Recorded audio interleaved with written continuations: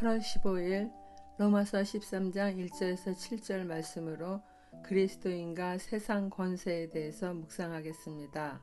권세는 하나님으로부터 나지 않음이 없습니다. 각 사람은 위에 있는 권세들에게 복종하라. 권세는 하나님으로부터 나지 않음이 없나니 모든 권세는 다 하나님께서 정하신 바라. 그러므로 권세를 거스르는 자는 하나님의 명을 거스름이니 거스르는 자들은 심판을 자취하리라. 로마서를 포함한 성경의 모든 서신서는 읽기 편하도록 장절을 나누었지만은 전체를 쭉 읽어갈 때 그 의미를 정확하게 알 수 있습니다. 1장부터 11장까지는 그리스도인의 구원의 도에 관하여 기록하였고 12장부터는 그리스도인으로서 어떻게 생활하여야 할지에 대한 실천의 말씀입니다. 오늘 본문 1절 말씀은 어제 묵상한 12장 마지막 구절인 악에게 지지 말고 선으로 악을 이기라 라는 말씀에 이어서 덧붙여 말씀하시는 거죠.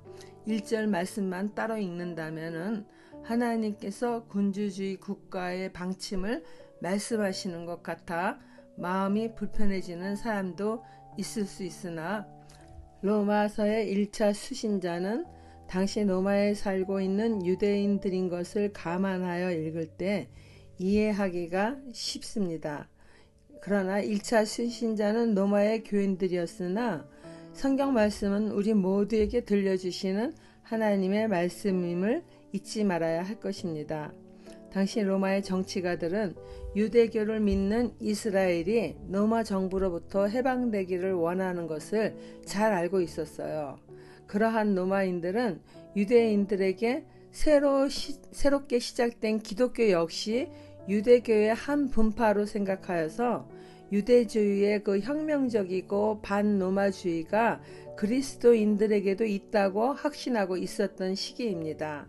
바울은 그리스도인들에게 로마의 권세자들에게 복종하라고 가르치므로 로마로부터 불필요한 경계와 오해가 없기를 바랍니다. 또한 세상 모든 것과 국가의 권력조차 하나님의 주권 아래 있음을 믿기에 권세자들에게 복종하라 하는 겁니다. 그러나 폐역한 권력자들을 하나님이 용납하시는 것은 아닙니다. 권세를 허락하셨으나 권력을 남용하는 자들을 용납하시는 것은 아니라는 말씀입니다. 구약의 역사를 보면은 그러한 자들을 언제든지 하나님의 시간에 멸하시는 것을 보아서도 확실히 알 수 있습니다. 그러므로 각 사람은 통치자들의 권위를 인정하여 복종하며 악은 선으로 이기는 생활을 하라는 것입니다. 하나님께서 정하신 권세를 거스르는 것은 하나님을 거스르는 것과 같고 그러한 자들은 심판을 자취한다고 하십니다. 즉 하나님은 포악한 권세에 대하여 같은 방법으로 폭력적인 투쟁을 정당화해서 행하지 말라는 것이죠. 그들에 대한 심판을 하나님께 맡기고 항상 기도함으로 하나님의 보호하심을 구하는 것이 그리스도인으로서 마땅한 자세입니다. 적용 질문입니다. 모든 권세가 다 하나님께로부터 나옴을 믿고 세상 권세들의 권위를 인정하고 있습니까? 권세에 따르지 않고 대항하여 심판을 자초한 일이 있습니까? 두 번째 단락입니다. 세상 권력자들에게 선을 행하라. 다스리는 자들은 선한 일에 대하여 두려움이 되지 않고 악한 일에 대하여 되나니 내가 권세를 두려워하지 아니하려느냐? 선을 행하라. 그리하면 그에게 칭찬을 받으리라. 그는 하나님의 사역자가 되어 내게 선을 베푸는 자니라. 그러나 내가 악을 행하거든 두려워하라. 그가 공연히 칼을 가지지 아니하였으니 곧 하나님의 사역자가 되어 악을 행하는 자에게 진노하심을 따라 보응하는 자니라.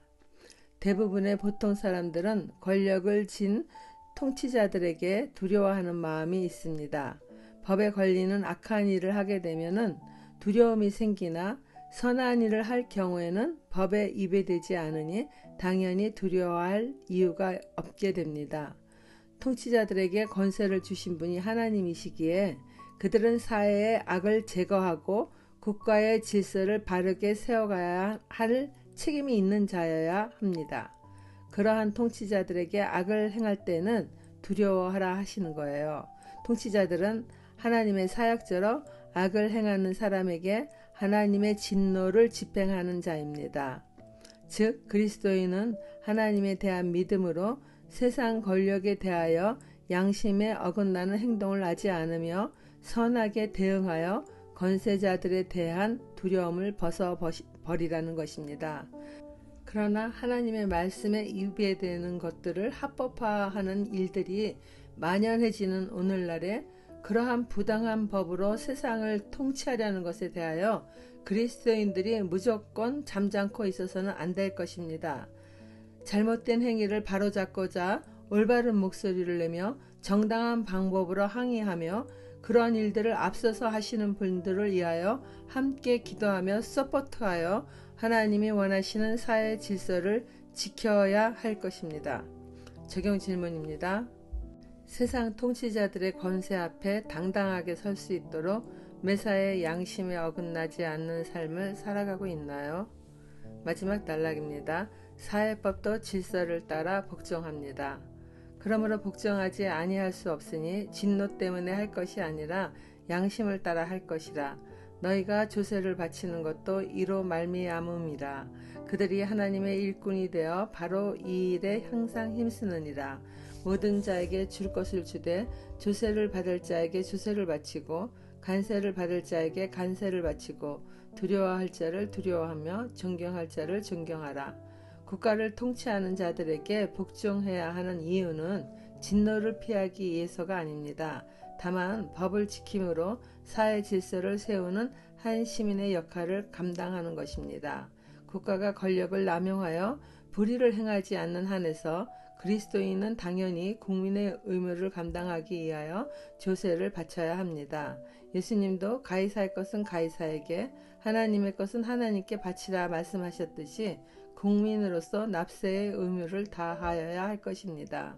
적용 질문입니다. 세금을 정직하고 성실히 내고 있습니까? 될 수 있는 대로 세금을 안 내려고 하지는 않습니까? 기도하겠습니다. 하나님 아버지, 오늘은 우리나라가 36년 동안 빼앗긴 나라를 되찾은 강복절입니다.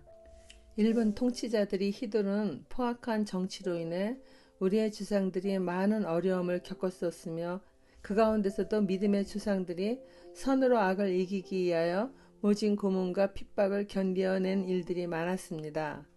우상을 섬기지 않게 하여 신사참배를 거절하다 죽음에 이르기까지 하여도 믿음으로 순교의 길을 걸어갔던 그분들을 기억하며 그리스도인으로 하나님의 말씀에서 벗어나지 않는 한 세상 이치에 합당한 삶을 살며 양심에 거스리는 일을 하지 않기를 다짐합니다. 그러나 하나님의 뜻을 어기는 세속의 부당한 행위에 대하여는 올바른 목소리를 용감하게 낼 수 있는 그리스도인이 될 수 있기를 예수님의 이름으로 기도드립니다. 아멘.